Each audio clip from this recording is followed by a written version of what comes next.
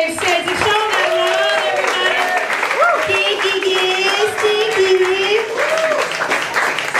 Dave was talking about the Bluetooth, which is a very convenient hands-free device. Did you see this guy that invented like a headband that you could just put on your phone and you look like an idiot with your headband on, with your phone attached to your face like a retard?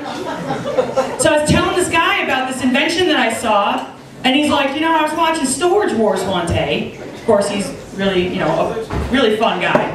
Watching Storage Wars, and he's like, I saw a guy actually bid on this mystery box. Wound up being a box of headbands. Can you imagine how much he must have been disappointed? I was like, you know, that's pretty pathetic, but you know what's worse? Watching that guy bid on a box that wound up having headbands in it. I think that you lose. He at least got something out of it, and he could go ahead hands-free with his phone. Now, are you guys ready for the next comedian? Yeah. I don't think you are. I want to be little kid tired. Be little kid tired. Yes, yes, yes. Yes. Coming up to the stage. Coming up to the stage right now. You all love him. He's performed at comedy clubs in New York City. Give it up for Matt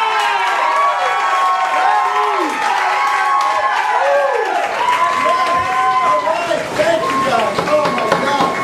Keep it going for Stephanie, guys. You're doing a great job. Keep it going for Stephanie. Come on. Oh my God. I can't even tell you guys how happy I am to be here. You have no idea.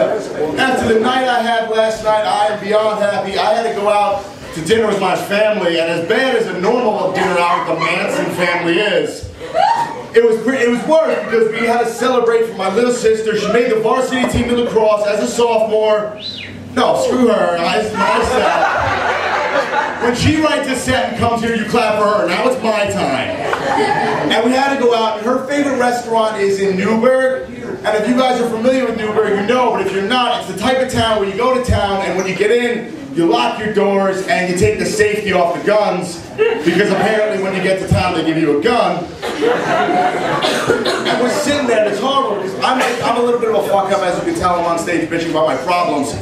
And she's like the good kid, so my parents are just, you know, praising her left and right about, Kristen, you did such a good job. Oh my God.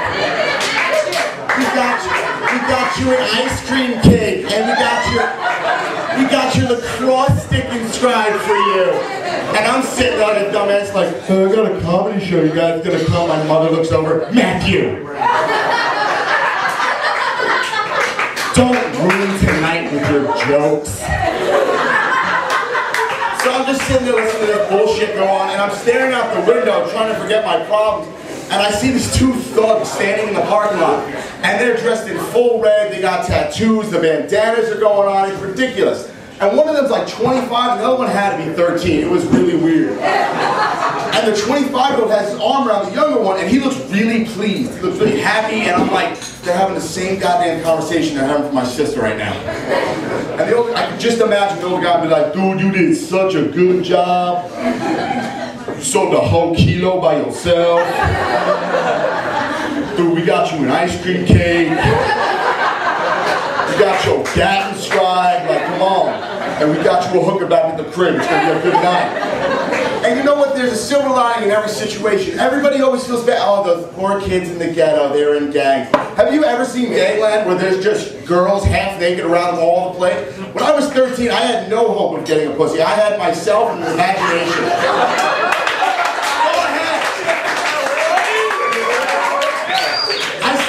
For hours like, neighbor girl, come over.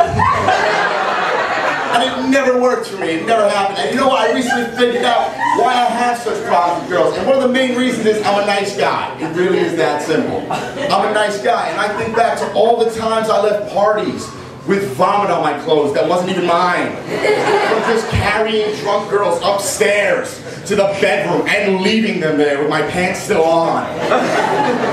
And it's either that situation or I'm sitting downstairs for 3 hours talking to the drunk girl in the slim hope of her blowing me in the bathroom. And it's always the same conversation, am I right? You know, like, Jessica come here, whore? She fucked that leg, who's the whore now? You're Greg, right? Yeah.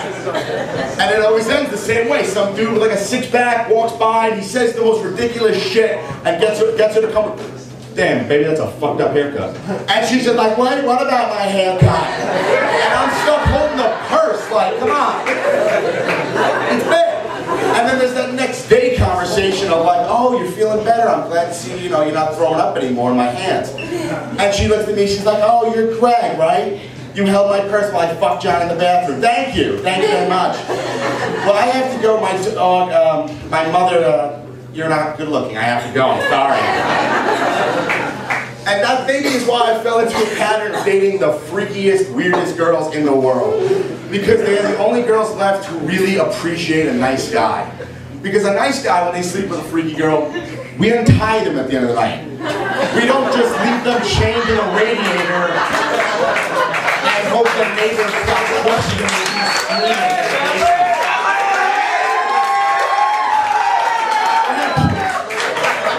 It's not that great though. They're weird. It's not that great.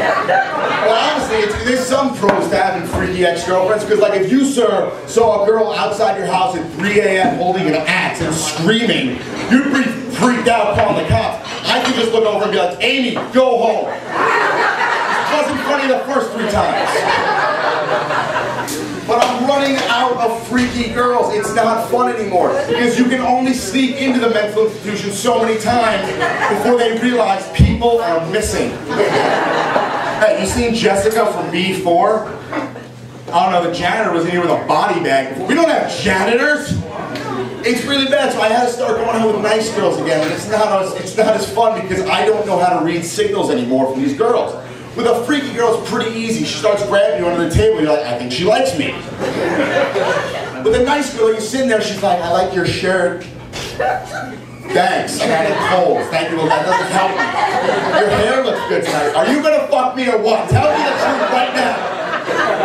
And as much as I'd like to believe I do know what's going on, it's really like I'm playing lottery scratch-offs at the gas station for a girlfriend. Just, come on! Come on, girlfriend! Okay, we got I love you like a brother, not that one. Okay, here we go. Come on, I feel lucky. Lesbian. Okay, I'll lie to myself. Love it more. Last one, come on! Restraining order. Okay, I'm done with this game. It's not okay. And I think one of my major problems why I'm not good with girls is because I have no confidence. And I have no confidence because I was a fat loser in my neighborhood. I think that sums it up. I really was. And it's weird because in my neighborhood we broke it up who played with who. And we had at one end of the neighborhood, we had like the richer kids with the more the money, and they like get to go to Disney World every year and have a good time. And then we had in the center of the neighborhood, we had like the okay kids who got to go once or twice to Disney World. And then me and my friends who got to play the sewage treatment plant. And it was awesome. We all had pet rats. We used to race them and stuff. Until Johnny swallowed that gulp of water from the lake and grew a third arm. We had to stop going. But as a kid, my life's ambition was just to go on a roller coaster at Disney. That's all I ever wanted to do. And I was talking to my mother. I was like, Mom, what are you doing? Roller coaster's so bad. Please. And you know, she's a child from Brooklyn who grew up, you know, playing rat baseball. It's ridiculous. So she's kind of like confused on spending money to go on a roller coaster. So she's like, Matthew, why don't you describe a roller coaster and you will see what we can do for you. But go up really far, fall really fast. And she's like, oh, I can fix this easily. We have 2 stories and bed sheets. Have a ball. You go ahead. And you know, the thing is, like, that's how we broke it up in my neighborhood. That's how we did it. It's whatever. But I wanted to know, if that's how we did it, how do other kids in different places do it? I'm not talking like 2 neighborhoods over. I'm talking like in like Bangladesh. How are kids playing with each other? Who's by who? It has to be by who works at what factory. That's the only explanation. And if it's the case, you know the Nike kids are the assholes who are rich, walking around the desert in Air Force Ones. You know, just... My buddy, you can't afford Air Force One. Do you see the red stitch? That is where I saw my finger through the shoe. You can't afford these bitches. And again, a silver lining. Everybody feels bad for those kids, but you know what? Those kids have got the best friendships in the world. I can guarantee you that. Because as a kid, when you got hurt or in trouble, whatever, your friends were there and they picked you up and they're like, yo, it's gonna be all right, man. It's gonna be okay. You are not going to tell me that after an 18-hour workday, you and Hari are fucking picking through the finger bucket, trying to find each other's thumbs. That's a best friend for life. Granted, the lifespan's only like 16, 17 years, still best friends for life. And you know, it's one of those things where I don't miss dating that much because there are things about dating that are annoying as shit. Like spending money. It's so expensive to spend money when you're dating. My last girlfriend, I went out to get her a chocolate cake for her birthday at Godiva. I went there, and we're all I'm sitting there, I'm talking, I'm like, when's my cake gonna be ready? It'll be 5 minutes, man, just sit down and wait. I'm like, all right, I sat down, and while I'm sitting there, I see that they have chocolate strawberries in the case. I'm like, holy shit, I'm fat, I love those. I'll be honest with you tonight, I promise. And I'm like, I love those, let me get one of those. The guy puts it on the table and goes, all right, bro, that'll be $5. For a chocolate, I'm gonna eat 20 of these things, dude, come on, help me out. And he's like, no, you don't understand, man. You give one of these to a girl, it's like a guarantee. And he winks. I'm like, dude, are you telling me there's a roofie in this? Or what? Because if it's $5, I'm going to need that type of guarantee, then I'm going to give it to her, and it's a guarantee. He's like, no, dude, they just think it's romantic. I'm like, all right, listen, if you know where there's a party going on where girls are giving up for fruit, here's my number. I will bring baskets of the shit. I'll get everybody late. Just help me help you. Come on, man. And you know, going back to like the Bangladesh thing and me being fat, I think that's what we need in this country. We need sweatshops in this country tomorrow. Because I'm tired of seeing like a 500-pound family at Walmart. It's getting like just grazing in the burrito lands. You know? And you always see them walk in together and it's just like a herd and they're like Godzilla going to Tokyo. Just you know, the mom's in like aisle 8 buying tampons. I had no idea that Brawny made a tampon. No idea. Apparently nobody knew. Okay. But you know what the other thing is? I love when they get them on the TV shows and they're like, you know, they're talking about their kid. They're trying to lie through their teeth to the camera. I don't know why Johnny's overweight. He's 600 pounds, not overweight. He's like, he can't move anymore. And they're like, we think it's a sugar imbalance. Did you tell them that you're feeding him from a trough of McDonald's? Did you bring that up at all? It's ridiculous. And don't get me wrong, I'm not judging people. I know I'm not the most slender of people, but I have a medical condition that causes this. You might have heard of it. I'm Italian. Because Italians, we really don't have emotions. We just have different levels of hunger. You know, like when your girlfriend breaks up with you, that's like 3 plates of pasta and a cookie. You got different emotions, different levels of emotions. And I mean, it might be the fact that I smoke a lot of weed. It could be that, I don't know. I remember I went to a party and somebody gave me 2 cookies. And they're like, they're really strong. I was so hungry, I ate both of them. I get home, I ate the 3rd one. I couldn't move for 2 days. It was horrible.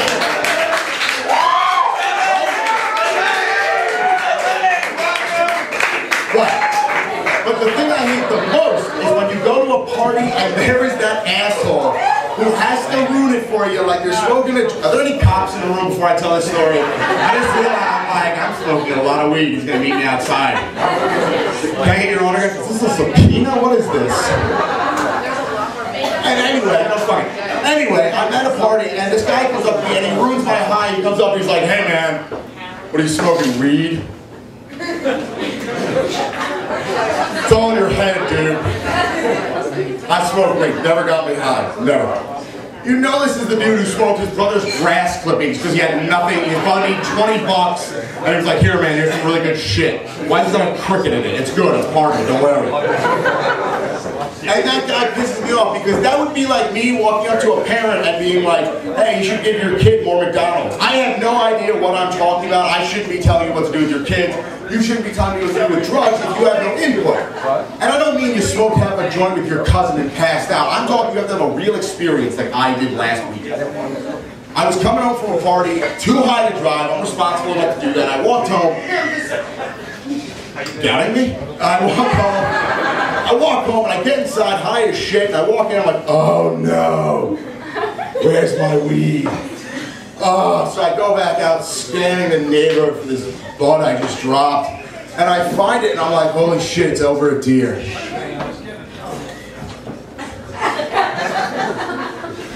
dude, are you high too? The dude was like, yeah, I'm fucking baked. That's some dank shit you got there, pal. And I was like, I know. I was like, you need a cigarette? He's like, yeah, I'll take a cigarette. So I gave him a cigarette, we started smoking, and we had a nice conversation. The dude was cool. He was like, dude, why do you always drive home drunk hitting my buddies at like 4 a.m.? What's up with that? And I'm like, oh, dude, I'm sorry. Just don't jump out in front of my car. He's like, all right, man, we're going to be good. I'm like, I got to go back inside. I'm really high. He's like, all right, man, I'll hit you up tomorrow for, hanging out. So I gave him a hug, and I went back inside. And I woke up the next morning to see if my friend wanted to meet up for breakfast. And across the way, on my neighbor's lawn, there's a lawn ornament with a cigarette burn and a broken neck from where I hugged it. If you haven't been that high, you can't talk to me. That's the rule. I'm sorry, that's how it goes. And you know, I have a lot of pressure. I don't like where I live. I don't like the town. I mean, I thought it was New York that was going to piss me off more and more. So I got away for a little bit. I went down to Miami. And I got on the plane to Miami. And whenever I get on a plane, I always secretly hope that once we're at altitude, we just start to go down. Just long enough for the guy next to me to scream out whatever his secret is. Because everybody has one. And he's just going to be screaming, I'm gay!